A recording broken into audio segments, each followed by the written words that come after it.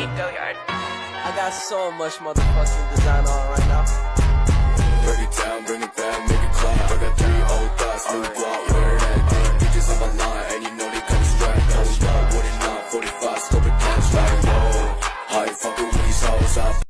Kali ini kita akan membahas mengenai materi sejarah yang terfokus pada pembahasan lengkap tentang sejarah kemerdekaan Indonesia. Mau tahu sejarahnya seperti apa? Tonton terus ya video ini. Sebelum meraih kemerdekaan, rakyat Indonesia dan para tokoh pejuang Indonesia telah melalui satu fase sulit dan bersusah payah melakukan perlawanan terhadap bangsa penjajah. Tidak hanya hitungan hari, namun ratusan tahun. Berikut beberapa peristiwa penting yang terjadi menjelang kemerdekaan Indonesia.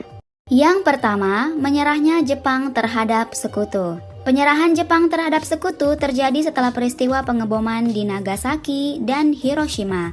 Pengeboman di Hiroshima terjadi pada tanggal 6 Agustus 1945, sedangkan di Nagasaki 9 Agustus 1945.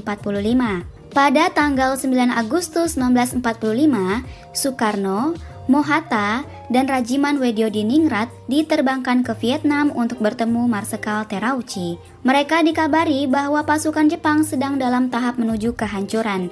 Pihak Jepang sendiri memberi informasi bahwa pembacaan proklamasi kemerdekaan Indonesia dapat dilakukan pada tanggal 24 Agustus 1945. Ketika peristiwa tersebut terjadi, meski disembunyikan oleh pihak Jepang, kabar tetap beredar bahwa pemerintah Jepang akan memberikan kemerdekaan kepada Indonesia secepatnya. Hal ini dikarenakan Sultan Syahrir mendengar berita melalui radio bahwa Jepang telah menyerah kepada pihak sekutu. Setelah itu, Syahrir memberitahukan kepada Hairil Anwar bahwa Nagasaki telah dibom atom dan juga Jepang telah menerima ultimatum menyerah. Dengan informasi tersebut, para pejuang bawah tanah kemudian bersiap-siap untuk memproklamasikan kemerdekaan Indonesia. Mereka bahkan menolak bentuk kemerdekaan yang diberikan sebagai hadiah dari Jepang. Peristiwa yang kedua yaitu peristiwa Rengas Dengklok. Pada tanggal 14 Agustus 1945, Soekarno, Mohatta, dan Radiman kembali ke tanah air. Ketika itu pihak dari Sultan Syahrir, Khairul Saleh, Wikana, dan Darwis mendesak mereka untuk segera memproklamasikan kemerdekaan Indonesia. Akan tetapi, usul tersebut ditolak oleh Soekarno dan Hatta. Mereka beranggapan bahwa pengambilan keputusan secara mendadak untuk memproklamasikan kemerdekaan hanya akan menyebabkan pertumpahan darah, karena kekuasaan Jepang belum diambil secara penuh oleh Indonesia. Perbedaan pendapat ini kemudian terjadi di antara dua kubu yang dikenal sebagai golongan muda dan golongan tua.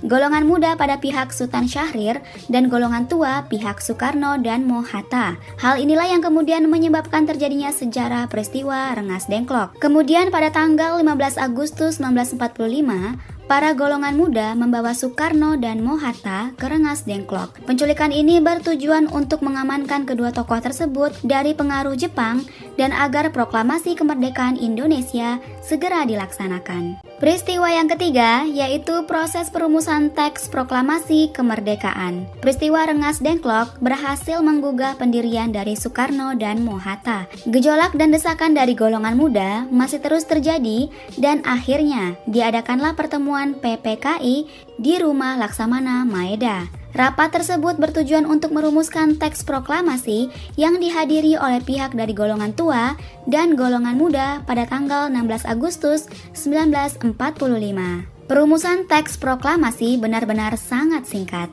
Setelah rapat yang diselenggarakan oleh Soekarno, Mohatta, dan Ahmad Subarjo selesai, akhirnya tersusunlah naskah teks proklamasi yang ditulis tangan oleh Soekarno sendiri. Teks tersebut juga disetujui oleh pihak dari golongan tua dan juga golongan muda. Peristiwa yang keempat yaitu pembacaan teks proklamasi kemerdekaan Indonesia. Setelah perumusan teks proklamasi, keesokan harinya yaitu pada tanggal 17 Agustus 1945 menjadi hari paling bersejarah bagi bangsa Indonesia. Dengan dihadiri oleh para tokoh proklamator kemerdekaan Indonesia dan juga seluruh rakyat Indonesia, Soekarno membacakan teks proklamasi kemerdekaan Indonesia. Upacara pembacaan teks proklamasi diadakan di kediaman Soekarno tepatnya di Jalan Pegangsaan Timur nomor 56.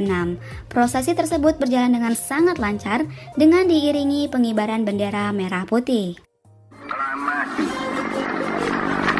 kami, bangsa Indonesia, dengan ini menyatakan kemerdekaan Indonesia. Hal-hal yang mengenai pemindahan kekuasaan dan lain-lain diselenggarakan dengan cara saksama dan dalam tempo yang sesingkat-singkatnya. Jakarta, 17 Agustus 1945, atas nama bangsa Indonesia, Soekarno-Hatta.